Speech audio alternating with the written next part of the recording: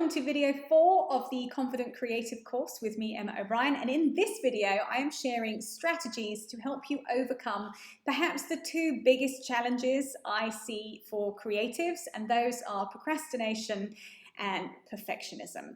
Both of these keep you stuck, they stop you from taking action, and they cause self-perpetuating cycles of inaction, and they are essentially, both of them are the fear of not being good enough, just in different guises. So I'm going to share some strategies with you for beating them. Now, some of this involves a bit of mindset work, and mindset is really, really important for creative success. And you have got to get on top of managing the thoughts that are going through your head, managing where you put your focus, because the more you can do that, the more strides you will make with your creative business. So here are a few things to do to tackle these naughty little gremlins. So the first one is to get really clear on your why. What is the purpose of the work you are making? Why do you create? Why is your business here? And what are you here to do? I covered more of this in video 1, so if you haven't watched that, do go back and catch that and work through the questions I share in that video to get really clear on your purpose. When you know what you're doing, it's a really big driver for actually taking the action you need to in your business. The second thing is to actually unfollow people who trigger you. So a lot of us now spend a huge amount of time on social media, and we often spend a lot of time in comparison with other people in our industry, and comparison really is just the thief of joy. So all that happens when you compare yourself to people is you either look at it and you go, oh, I'm never going to be as good as them, I'm not good enough, or you'll look at them and you'll go, oh, my work's much better, but why do they have 10,000 more followers than me? And whichever way you look at comparison, it's a very negative mindset, it's negative energy, and it's a waste of energy. And if you aren't spending time scrolling and getting yourself wound up, that's energy and time you can redirect into taking your business the way you want it to go. So if you are looking at people and you are feeling triggered by them, unfollow them for the time being. When you've kind of had a mindset upgrade, and when you are feeling in a better space, you can go back and follow them. And I think it's getting out of this competitive mindset, but that takes a little bit of work. So in the interim, for your own mental well-being, unfollow the people that trigger you. The third thing is to get into the habit of regularly creating and sharing new work, even if it's just for you. I'm a big fan of having personal side projects on the go.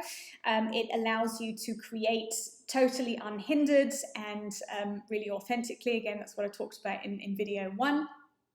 And it just gets you into the habit of taking forwards action and forwards momentum of making new work. We're creative people, we're here to create, and the more creating you do, the better you'll feel, and the bigger a body of work you have to share and use for marketing as well. Get a journal, number 4, and list out all of your creative ideas, because I know you will have hundreds of them rattling around in your brain. List them out, pick one, and start it this week. Number 5, list out all of the compliments you have ever had from clients, people who've bought from you, people who've seen your work, interacted with you, people you've worked with who've said nice things about what you do and your work. List them out and put them up somewhere where you can see them. We are our own worst enemies, actually, for the most part.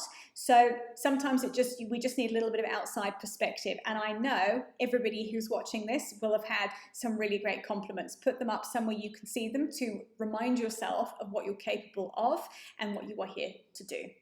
And I think the biggest thing is to remember that our creativity is subjective. And, no, unless you want to be vanilla, which nobody does, we can't please everybody. You're not vanilla ice cream, you're not pizza. There's bound to be someone who doesn't like either of those on here. But, it really is subjective. And you are going to have people who love your work and people who aren't really that wild about your work because it doesn't resonate with them. And that's okay. What we want are raving fans, and in order to have raving fans, we have to create authentically and go in line with our purpose. Because if you try and please everybody, you end up really pleasing nobody and just sitting in the space of average. And if you're watching this, I know you're not average. So another reminder from me is that done is better than perfect. So I'm going to leave you with this question: What can you do today, right now, when this video finishes, to take action to start you moving forwards? So go and get on with that. And in the next video, video 5, it's our last video in the course, I am going to share with you how to find your tribe of raving fans and how to go about getting your work in front of them.